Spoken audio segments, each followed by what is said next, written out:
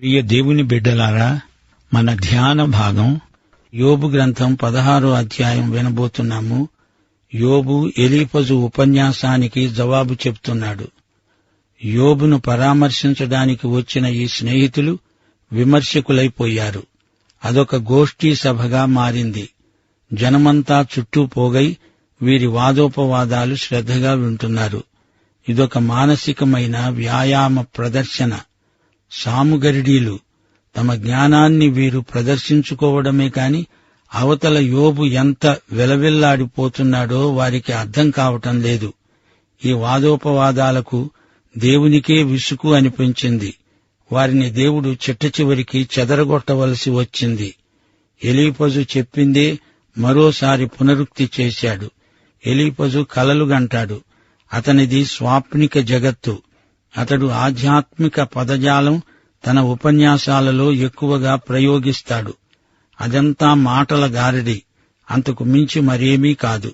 Eliphaz ఏదో మర్మం వెలిబుచ్చుతాను అంటున్నాడు. దానికి యోబు ఇస్తున్న జవాబే 16వ అధ్యాయం. స్నేహితుల అభియోగమేమిటి? యోబు బాధలకు కారణమంతా అతని స్వయంకృతాపరాధమే. యోబు అంటున్నాడు, మీరు పరామర్శకులు కారు, దుర్విమర్శకులు.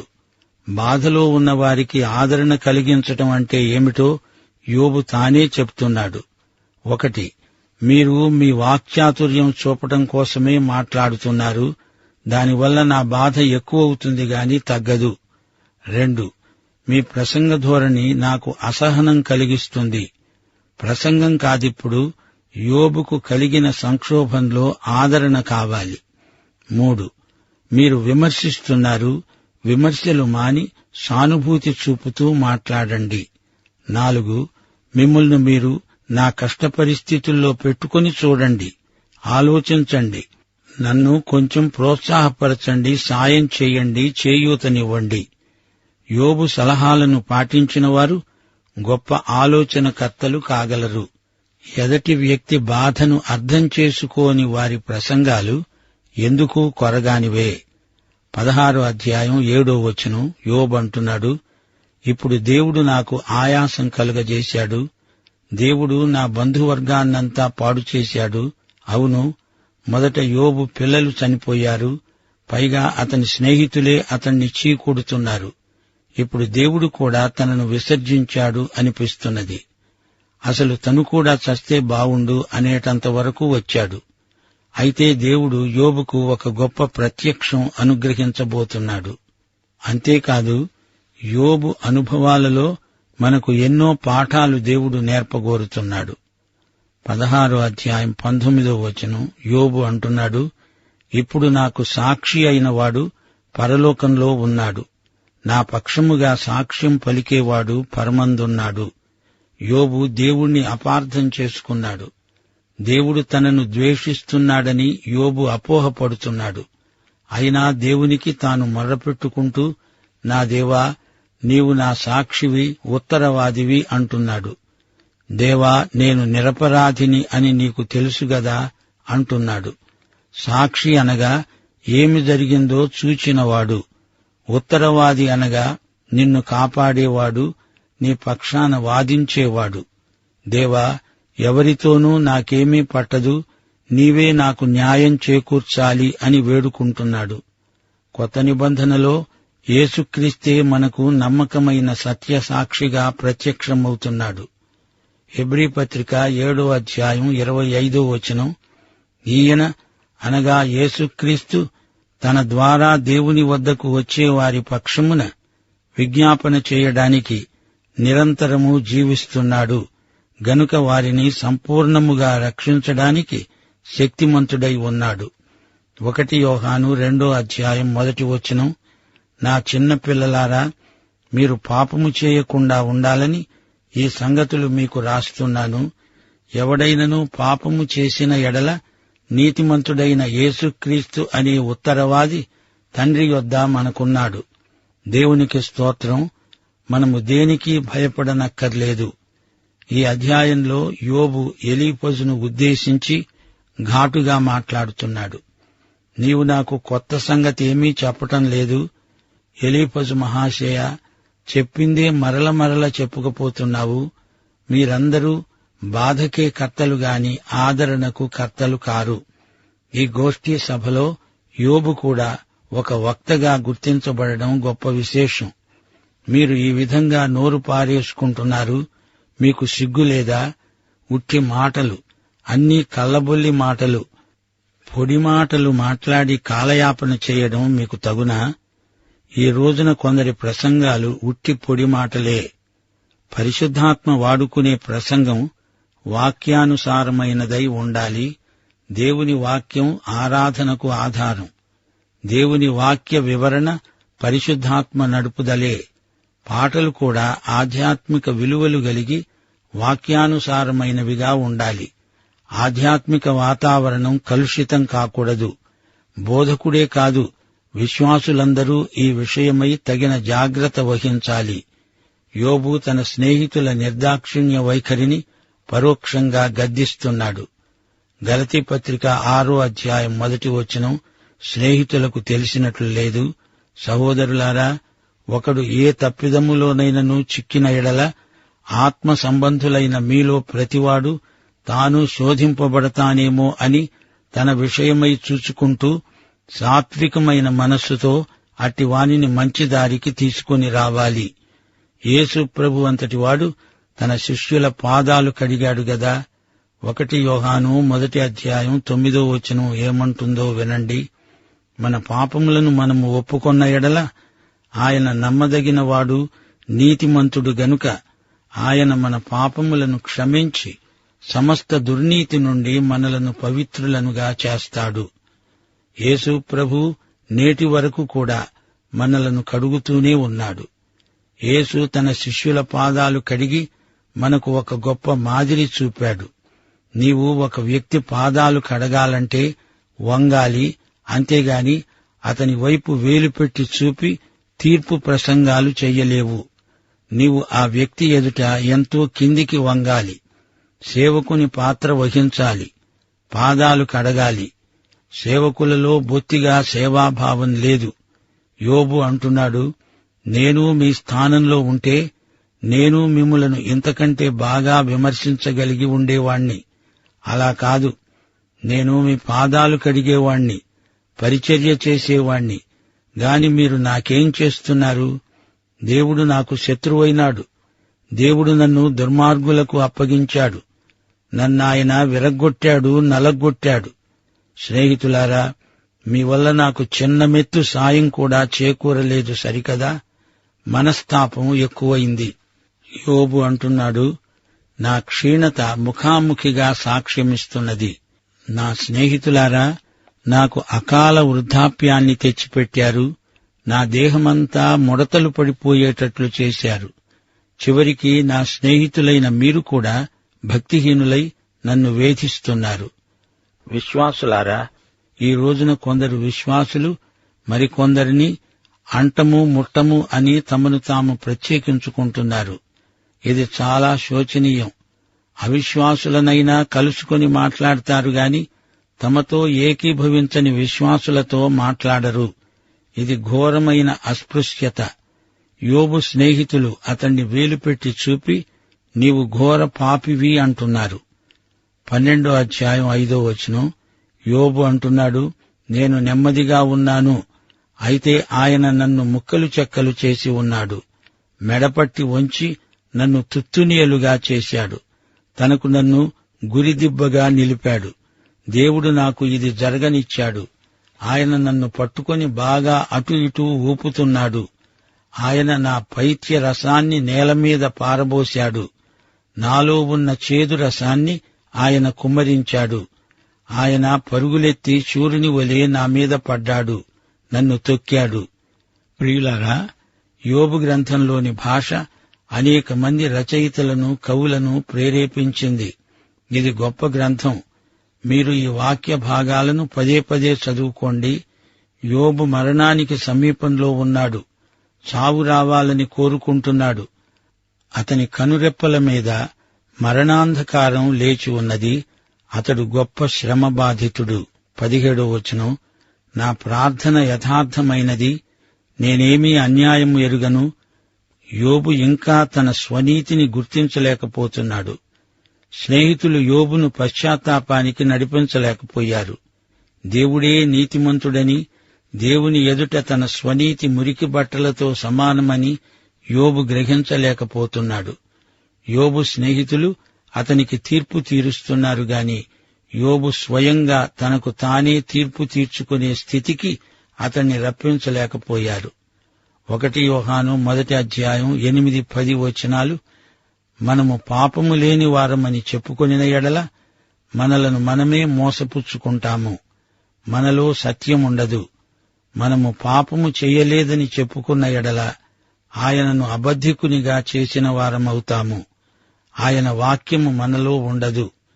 దేవునికి తీర్పు తీర్చడానికి మానవుడు ఏపాటివాడు? దేవుడు అన్యాయస్థుడా? యోబు దేవుని మీద నింద వేస్తున్నాడు. నా ప్రార్థనలు యథార్థమైనవి అంటున్నాడు.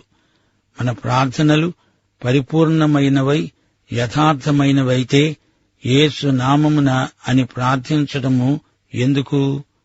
18వ వచనం, యోబు ఆక్రందన వినండి. భూమి, నా రక్తాన్ని కప్పివేయకు, నా మొర్రకు విరామము కలుగకుండునుగాక. హెబెలు రక్తము ఆక్రందన చేసింది, అలాగే తన రక్తము కూడా మొర్రపెడుతుంది అంటున్నాడు యోబు. ప్రియులారా, దేవుడు రక్తాన్ని కప్పివేయడు. తన కుమారుడైన క్రీస్తు కార్చిన రక్తము ఆయన చూస్తున్నాడు. ఆ రక్తమే నిన్ను కప్పివేస్తుంది. అయితే నీవు ఆయనను అంగీకరించి ఉండాలి. పరలోకములో యేసు అనే ఉత్తరవాది ఉన్నాడని ప్రవచన రూపముగా యోబు అన్నాడు. నా సాక్షి పరలోకంలో ఉన్నాడు. యోబు స్నేహితులు అతన్ని ఎగతాళి చేస్తున్నారు. అతన్ని వేషధారి, అబద్ధికుడు అంటున్నారు. యోబు స్నేహితులు దేవుణ్ణి ఎరుగరు, యోబును ఎరుగరు, విశేషించి తమను తామే ఎరుగరు. 21వ వచనం, నరపుత్రుని విషయమై వాని స్నేహితునితో వ్యాజ్యమాడవలెనని కోరి నేను దేవుని తట్టు దృష్టి ఉంచి కన్నీళ్ల ప్రవాహము విడుస్తున్నాను. కొద్ది సంవత్సరాలు గతించిన తరువాత తిరిగి రాని మార్గమున నేను వెళతాను. విశ్వాసులారా, వింటున్నారా? పరలోకములో మన పక్షాన వాదించే ఉత్తరవాది మనకున్నాడు. ఆయన యేసుక్రీస్తు. ఆయన దేవునికి మనకు మధ్యవర్తి. మనకు ఎంతో ఆదరణ. 1 తిమోతి 2:5 వచనం, దేవుడొక్కడే, దేవునికి మనుష్యులకు మధ్యవర్తి ఒక్కడే, ఆయనే యేసుక్రీస్తు అనే నరుడు. విశ్వాసులారా, వింటున్నారా? యేసు నీ ఉత్తరవాది అని బహిరంగ సాక్ష్యం ఇవ్వగలవా? ఇప్పుడు మనం 17వ అధ్యాయానికి వస్తున్నాము. యోబు ఇంకా మాట్లాడుతున్నాడు. 10వ వచనం, మీరందరూ నా వద్దకు రండి, మరల దయచేయండి. మీలో జ్ఞానవంతుడొక్కడైనా కనపడడు. యోబు స్నేహితులు 3 అనగా ఎలీఫజు, బిల్దదు, జోఫరు తామే జ్ఞానులమని చెప్పుకుంటున్నారు. కాని యోబు చెప్తున్నాడు, మీ 3లో ఒక్కడూ జ్ఞాని లేడు. యోబు ఈ మాట అన్నప్పుడు పరలోకంలో దేవుడు ఆమేన్ అన్నాడు. 42వ అధ్యాయం 7వ వచనం, దేవుడన్నాడు, నా సేవకుడైన యోబు పలికినట్లు మీరు నన్ను గూర్చి యుక్తమైనది పలకలేదు గనుక నా కోపము మీ 3 మీద మండుతున్నది. యోబు స్నేహితులకు ఉన్నది జ్ఞానం కాదు, దేవుని దృష్టిలో అది ఆత్మవంచన. తమకు అభివృద్ధి ఉన్నదని, ప్రజలందరిలో పేరు ప్రఖ్యాతులు గడించామని, అదే జ్ఞానమని విర్రవీగుతున్నారు. తమ అభివృద్ధిని బట్టి దేవుడు తమకు అనుకూలంగా ఉన్నాడని భావించారు. వారి అభిప్రాయం తప్పు అని యోబు ఖండిస్తున్నాడు. దేవుని యందలి విశ్వాసానికి భౌతిక ఐశ్వర్యాదులు రుజువులు కాజాలవు. కష్టాలు, కడగండ్లు ఉన్నంత మాత్రాన విశ్వాసము లేదని తప్పు అంచనా వేయకూడదు. ఇంతకు నిజమైన జ్ఞాని ఎవరు? జ్ఞానం దేవుని యందే ఉన్నది అని ఎరిగినవాడే జ్ఞాని. జ్ఞానాన్ని మానవుడు ఉత్పత్తి చేయలేడు. జ్ఞానము దేవుడిస్తేనే కాని రాదు. దేవునితో సమైక్యత అసలైన జ్ఞానం. చివరికి తీర్చిన తీర్పు వారందరిలోకి యోబే జ్ఞాని. 17వ వచనం, యోబు అంటున్నాడు, నాకు నిరీక్షణాధారమేది? నా నిరీక్షణ ఎవరికి కనపడుతుంది? విశ్వాసులారా, యోబు ఇప్పుడేమంటున్నాడు? తన జీవితం ఇంతటితో ముగిసింది. తాను చనిపోతున్నాడు. మరణమే అతనికి శరణం. మరణమే అతనికి శాంతి, విశ్రాంతి. యోబు స్నేహితులు తమ ప్రసంగాలలో దేవుడిచ్చే ఐహిక ఆశీర్వాదాలను గురించి చెప్పారు. మరణానంతర జీవితాన్ని గురించి వారు ఒక్క మాట పలకలేదు. మన విశ్వాసము ప్రస్తుతానికి, ఇహలోకానికి మాత్రమే పరిమితము కాదు. అది నిత్యత్వానికి సంబంధించింది. దేవుడు మనకు నిత్య ఆశీర్వాదాలు దయచేశాడు. 17వ అధ్యాయం 1వ వచనం నుండి, నా ప్రాణం సమసిపోయింది, నా దినాలు తీరాయి, నా నిమిత్తం సమాధి సిద్ధమై ఉన్నది. ఎగతాళి చేసేవారు నా వద్ద చేరి ఉన్నారు. వారు పుట్టించే వివాదములు నా కన్నులకు ఎదురుగా ఉన్నాయి. ఏర్పాటు చెయ్యి, దయచేసి నా నిమిత్తం నీ అంతట నీవే పూటపడు. మరి ఎవడు నా నిమిత్తం పూటపడతాడో? నీవు వారి హృదయానికి జ్ఞానము మరుగు చేశావు, కావున నీవు వారిని హెచ్చించవు. ఎవడు తన స్నేహితులను దోపుడు సొమ్ముగా ఇస్తాడో వాని పిల్లల కన్నులు క్షీణిస్తాయి. విశ్వాసులారా, వింటున్నారా? యోబు రోగముతో బాధపడుతున్నాడు. అతని నోటి నుండి దుర్వాసన వస్తోంది. అతని కోసం సమాధి సిద్ధంగా ఉంది. ఒక కాలు అరటి తొక్క మీద, మరొక కాలు సమాధిలో పెట్టుకొని ఉన్నాడు. ఇప్పుడో మరి కొంచెం సేపటికో చనిపోతాడు. అతని స్నేహితులు చుట్టూ చేరి ఎగతాళి చేస్తున్నారు. దేవుడు యోబును ఆదరిస్తున్నాడు. ఒకప్పుడు దేవుడు కఠినంగా మాట్లాడాడు. ఇప్పుడు యోబును దేవుడు ప్రశంసిస్తున్నాడు. దేవుడు తీర్పరి, కనికరము గలవాడు, కృపామయుడు.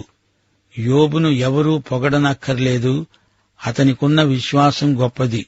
13వ వచనం, యోబు అంటున్నాడు, ఆశ ఏదైనా నాకు ఉండిన ఎడల పాతాళము నాకు ఇల్లు అనే ఆశే. చీకటిలో నా పక్క పరుచుకుంటున్నాను. నీవు నాకు తండ్రివని గోతితో, నీవు నాకు తల్లివని పురుగుతో మనవి చేస్తున్నాను. ధూళిలో విశ్రాంతి దొరకగా అది పాతాళపు అడ్డుకమ్ముల వద్దకు దిగుతున్నది. ఇంతకు యోబు ఏమంటున్నాడు? తాను మట్టిలో కలిసిపోతాడు. తల్లిదండ్రులు కని భూమి మీద పడేశారు కాని మరణం ఇప్పుడు అతనికి తన తల్లిదండ్రుల కంటే చేరువగా ఉన్నది. తన శరీరం రోగగ్రస్తమై ఉన్నది. మట్టి శరీరం మట్టిలోనే కలిసిపోతుంది. ప్రియులారా, యోబును గురించి ఇదంతా వింటుంటే మీకేమనిపిస్తుంది? యోబు 6వ అధ్యాయం 21వ వచనంలో అతడన్నాడు, మీరు నాకు స్నేహితులా? మీరు ఉన్నా లేనట్లే. మీ వల్ల నాకు ప్రయోజనం శూన్యం. మనకు తెలుసు, యోబుకు 3 స్నేహితులు. ఈ 3 యోబుతో సమానమైన అంతస్తు గలవారే. అందరూ వేదాంతులే. యోబు కూడా అనర్గళంగా మాట్లాడగలడు. కాని ఇప్పుడు యోబు శ్రమలలో ఉన్నాడు. పైగా తాను సత్య ఏక దేవుణ్ణి ఎరిగినవాడు. యోబులాంటి వాడు ఎవ్వరూ లేరు అని దేవుడే చెప్పాడు కూడా. వీరిలో ఎలీఫజు ప్రధాన ప్రసంగికుడు, బిల్దదు తరువాతివాడు.